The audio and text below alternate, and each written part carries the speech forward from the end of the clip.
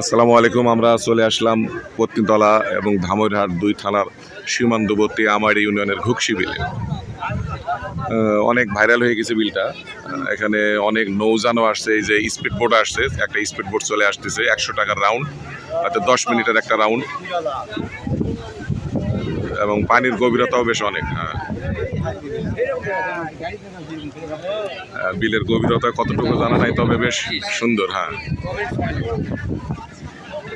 সূর্য অস্তাচলে যায়নি, তারপরও মেঘ চারিদিকে হয়। দেখেন পানির ঢেউ যথেষ্ট সুন্দর। এই যে নৌকাগুলো যাচ্ছে ওই যে কিনার থেকে 50 টাকা দিয়ে রাউন্ড, একটা নির্দিষ্ট এরিয়ার মধ্যে দিয়ে ঘুরে আসবে। আর অজস্র মানুষ, পাশে একটা মাঠ আছে, বট খেলার মাঠ।